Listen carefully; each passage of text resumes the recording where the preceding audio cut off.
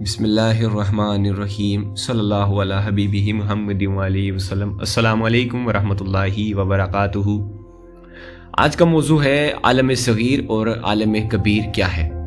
موضوع شروع کروں گا میں اللہ جل شانہ جل ذکرہ جل سبحانہ کے پیارے قول سے۔ اللہ پاک قرآن کریم میں فرماتا ہے اور تمہارے اپنے اندر بھی نشانیاں موجود ہیں، کیا تم غور و فکر نہیں کرتے۔ یہاں اللہ ہم کو عالم صغیر، خود انسان کا جو آگ ہوا مٹی اور پانی سے بنا ہوا جسم ہے، اس پہ غور و فکر کی طرف آمادہ کر رہا ہے اور آمادہ کیا جا رہا ہے۔ اس آیت میں اپنے اندر نفس میں پوشیدہ نشانیوں کی پہچان کرو، نفس میں چھپے ہوئے عرفان کو پہچانو۔ جیسا مولا علی مشکل کشا فرماتے ہیں، من عرف نفسہ فقد عرف ربہ۔ حضرت علی کا ایک اور فرمان یہاں پہ میں ساتھ میں ایڈ کر دیتا ہوں، جو عالم صغیر کو اور بھی ڈیٹیل میں سمجھنے میں ہمیں مدد کرے گا۔ کیا تم سمجھتے ہو کہ تم ایک چھوٹے جسم ہو؟ نہیں، بلکہ تمہارے اندر ایک پوری دنیا چھپی ہوئی ہے۔ آئیے اسے ہم اور بھی وضاحت سے جاننے کی کوشش کریں گے۔ عالمین کی حقیقت کیا ہے اور کون سا لطائف کون سے عالم سے جڑا ہوا ہے، یہ میں پہلے بھی اکثر ویڈیوز میں بیان کرتا آیا ہوں کہ جیسے لطیفہ قلب کی بات کریں تو وہ عالم ملکوت سے جڑا ہوا ہے، اور قلب کے لیے حدیث مبارک بھی ہے کہ مومن کا قلب اللہ کا عرش ہے۔ تو حضرت جلال الدین رومی رحمۃ اللہ علیہ فرماتے ہیں، اے انسان، تو ایک چھوٹی دنیا ہے جو بڑی دنیا کا عکس ہے، مگر حقیقت میں تو ایک پوری عظیم کائنات ہے۔ اور مولا علی کا وہ قول جو میں نے بھی آپ کو بتایا کہ انسان کو لگتا ہے وہ چھوٹا سا بس جسم اور گوشت کا ٹکڑا ہے، نہیں، بلکہ اس کے اندر پوری کائنات پوشیدہ ہے۔ جس نے بھی اپنے نفس کی پہچان کی، اس نے اپنے رب کی پہچان کی، یعنی جس نے ان تمام عالموں کو کھوجا، اپنے اندر غور و فکر، تدبر کے بعد، تفکر کے بعد پایا، پھر اس نے اپنے رب تک پہنچا۔ کیونکہ عرش کی جب تک وہ کھوج نہیں کرے گا، فرش سے عرش تک جب تک وہ نہیں پہنچے گا، یعنی روحانی ترقی نہیں کرے گا، تب تک اس پر یہ راز کھل نہیں سکتا۔ عالم کبیر کہا جاتا ہے تمام کائنات، جس میں فرشتوں کا عالم ہے، یہ دنیا ہے، تمام عالمین، چاند، زمین، آسمان، تمام عالمین، یہاں تک کہ اس میں یہاں پہ وہ عالم بھی آئے گا جس عالم میں جنت اور جہنم بنائے گئے ہیں، اور عالم ارواح، عالم امر، یہ تمام عالمین کے معاملات تمام ہمارے ہی اندر پوشیدہ ہیں۔ جیسے روح کے لیے کہا ہے، اللہ فرماتا کل روح من امر ربی، کہ ہر روح میرے امر سے ہے، تو اس روح کا تعلق عالم امر سے ہے۔ ویسے ہی ہمارے کچھ لطائف ہیں، کچھ لطائفوں کا عالم جبروت سے ہے، لاہوت سے ہے، یاہوت سے معاملات ہیں۔ تو یہ تمام عالمین کی حقیقت ہمارے اندر ہی موجود ہے۔ اسے ہم عالم صغیر کہتے ہیں، جو کہ در حقیقت میں عالم کبیر کا ایک نقشہ ہے۔ مولانا جلال الدین رومی رحمۃ اللہ علیہ کے نظر میں کامل انسان وہ شخص ہے جو صرف ظاہری علم اور عقل تک محدود نہیں رہتا، بلکہ اپنے اندر کے روحانی اسرار، یعنی خود میں پوشیدہ اللہ کی تمام نشانیوں کو جانتا ہے اور حقیقتوں کا ادراک کر لیتا ہے۔ رومی کہتے ہیں، تو چھوٹی دنیا کی شکل میں ہے، یعنی تو جیسے مثال کے طور پر میں اپنے آپ کو دیکھیں، آپ ایک چھوٹی دنیا کی شکل میں ہیں، لیکن اصل میں تو ایک عظیم دنیا ہے۔ یہ مثنوی مولانا رومی آیت نمبر 521 میں لکھا ہوا ہے۔ رومی کہتے ہیں کہ انسان پوری کائنات کا نقشہ ہے، ہر چیز جو اس کائنات میں موجود ہے وہ چھوٹی شکل میں انسان کے اندر بھی موجود ہے، جیسے دل، عرش، روح، عالم امر سے تعلق رکھنے والی، امر کے معاملات کھولنے والی ہے، اور خفی اخفا سر کے لطائف ہیں، ان کے ساتھ یاہوت، لاہوت کے معاملات بھی ہیں۔ رومی کا ماننا ہے کہ کامل انسان وہ ہے جو اپنے اندر کے چھپے ہوئے اسرار اور روحانی مقامات کو سمجھ کر اللہ کے قرب کو حاصل کر لیتا ہے۔ حضرت سلطان باہو رحمۃ اللہ علیہ کا بھی نظریہ اس میں پیش کروں گا۔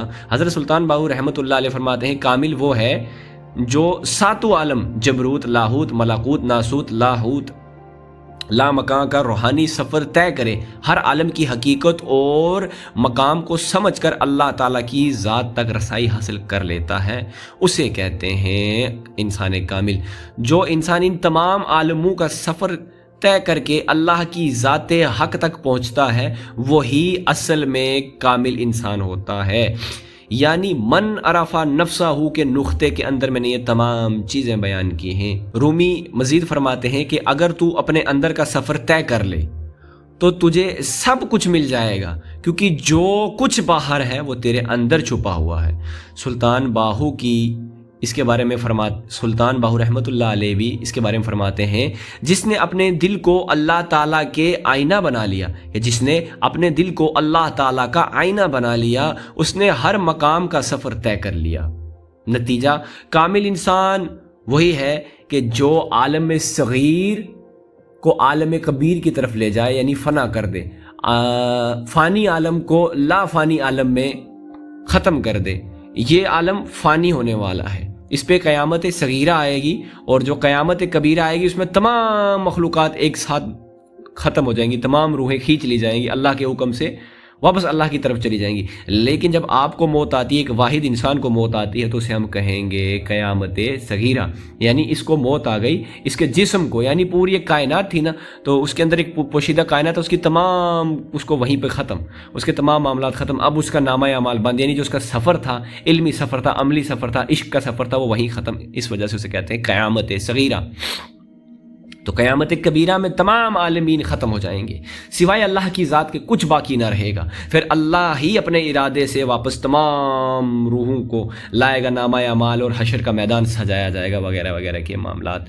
عالم صغیر کے بارے میں حضرت پیر سید عبداللہ شاہ نقشبندی رحمۃ اللہ علیہ کی ایک کتاب میں نے پڑھا الحمدللہ عز وجل، کہ جو کچھ عالم کبیر میں ہے وہ سب عالم صغیر میں ہے، اس لیے پہلے عالم کبیر بنا کر پھر اللہ نے عالم صغیر بنایا، یعنی پہلا بڑا عالم بنایا پھر چھوٹا عالم بنایا۔ جیسا کہ حضرت آدم علیہ السلام کے جو جسم کو مٹی جو چاہیے تھی وہ اسی زمین سے لی نا، تو بڑا عالم پہلے بن چکا تھا۔ یہاں سے ثابت ہوتا ہے کہ بڑا عالم جو حقیقی عالم ہے، عالم کبیر، وہ بن چکا تھا۔ پھر عالم کبیر سے کے عناصر، تمام عناصر، آگ، ہوا، مٹی، پانی، جو تمام کائنات میں موجود ہیں، تو اللہ کا نور بھی ہے، ان تمام چیزوں کا مکسچر کر کے اللہ نے حضرت آدم علیہ السلام کو بنایا، جس میں فرشتہ بھی ہے، جنات بھی ہیں، اور تمام مخلوقات کا مجموعہ بنایا، اور یہ پوری کائنات کا ایک نقشہ حضرت آدم علیہ السلام کے اندر ڈال دیا گیا۔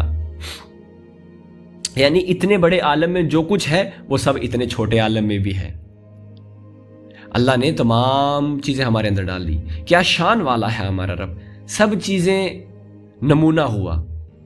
اگر عرش کا نمونہ نہ ہوا تو کچھ نہ ہوا، اس لیے عرش کا نمونہ دل بنایا ہے، اس لیے کہ جب اللہ تعالیٰ کوئی ارادہ فرماتا ہے تو اس کا اثر عرش پر ہوتا ہے، عرش سے لوح محفوظ پر، اور لوح محفوظ سے فرشتے لے کر آسمانوں کو حرکت دیتے ہیں۔ آسمان چار عناصر سے ظہور، آسمان سے چار عناصر کی طرف، آگ، ہوا، مٹی اور پانی کی طرف اثر آتا ہے، اور چار عناصر سے ظہور ہوتا ہے، ارادہ الہی کا ہوتا ہے، ٹھیک ہے۔ عرش پر حکم ہوا، پھر لوح محفوظ سے پھر عناصر پر اثر ہوتا ہے۔ عالم کبیر میں جو کچھ ہوتا ہے وہ اثر عرش کا ہے، عالم کبیر میں جو کچھ بھی ہوتا ہے وہ عرش کا اثر ہوتا ہے، جو اللہ کا عرش ہے اس کا اثر ہوتا ہے، اور عالم صغیر میں جو کچھ ہوتا ہے وہ اثر دل کا ہے، تو عرش دل کا ہے، تو عرش مثل دل کے ہوا، عرش مثال دل کے ہوا، کہ ہمارے دل پر جو اثر ہوتا ہے پورا جسم، جیسے نبی کریم صلی اللہ علیہ وسلم کا فرمان عظیم ہے کہ مومن کے اندر، یعنی بندہ حضرت انسان کے اندر ایک لوتھڑا ایسا، اگر اس کی اصلاح کر لی جائے، اسے اگر پاک کر لیا جائے تو تمام جسم سدھر جاتا ہے۔ یعنی یہ عرش ایسا ہے کہ تمام پھر کائنات پہ اسی کا اثر ہوتا ہے، تجلیات اور اللہ کے فیصلے تمام اسی پر اتریں گے۔ آپ ایک عرش عظیم ہے جو عالم کبیر سے تعلق رکھتا ہے، ایک عرش صغیر ہے جو آپ کے اندرونی جسم کے عالم سے معاملہ رکھتا ہے۔ خلاصہ یہ ہے کہ عالم کبیر کا دل عرش ہے اور عالم صغیر کا عرش دل ہے۔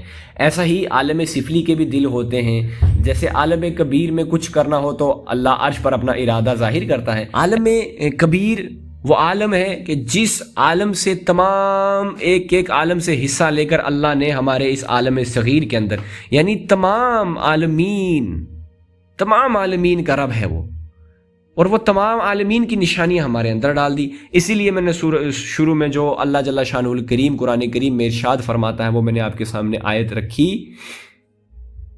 اور تمہارے اپنے اندر ہی نشانیاں موجود ہیں، کیا تم غور و فکر نہیں کرتے؟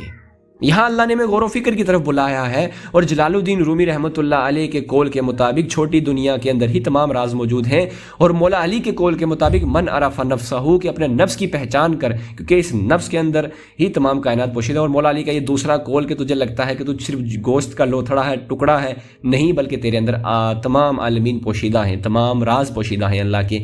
تو یہاں سے یہ سمجھ میں آتی ہے کہ عالم کبیر کے تمام معاملات عالم صغیر میں بھی موجود ہیں، یعنی آپ کے اپنے وجود کے اندر۔ اب ان کو بیدار کیسے کرنا ہے، روشن کیسے کرنا ہے، وہ ایک الگ معاملہ ہے۔ اور عالمین کی حقیقت کیا ہے، کس طریقے سے ہم پر یہ عالمین کے راز و نیاز کھلتے ہیں، یہ بھی ایک بہت بڑی بات ہے۔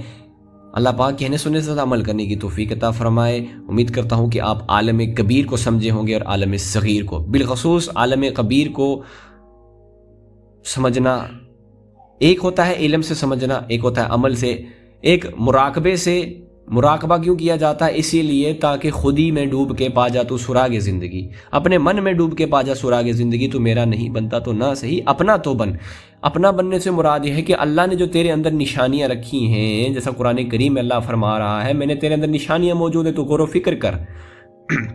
تو ان نشانیوں کو جب تو تلاش کرتا ہے، جب تو ان نشانیوں تک پہنچتا ہے، تو تب تجھے حقیقت میں اللہ کا عرفان حاصل ہوتا ہے۔ من عرف نفسہ فقد عرف ربہ، کیونکہ ہر عالم میں اللہ کی نشانیاں، اللہ کے نور کے جلوے، اللہ کی صفات کے جلوے ہر عالم میں موجود ہیں، اور ان تمام عالمین کا جو نقش ہے وہ آپ کے اندر اللہ نے اتار دیا گیا ہے۔ اسی لیے مولا علی کا یہ فرمان ہے، من عرف نفسہ فقد عرف ربہ۔ اللہ پاک ہمیں اس من عرف نفسہ فقد عرف ربہ کے عرفان سے اور زیادہ نوازے، اور اللہ پاک ہمیں اس کی معرفت میں، اس کے عرفان میں اضافہ فرمائے۔ امید کرتا ہوں یہ موضوع آپ کو پسند آیا ہوگا۔ ابھی تک اگر آپ ہمارے ساتھ پہنچ چکے ہیں، ماشاءاللہ عزوجل، آپ کو بہت مبارک ہو، آپ نے پوری ویڈیو سنی، اور آپ کے لیے رہا تحفہ۔ نیچے ڈسکرپشن میں لنک ہے، وہاں واٹس ایپ گروپ جوائن کیجئے، ہم ہر روز ذکر اذکار کے معاملات کرتے ہیں۔ اللہ پاک ہمیں کہنے سننے سے زیادہ عمل کرنے کی توفیق عطا فرمائے۔ السلام علیکم ورحمۃ اللہ وبرکاتہ۔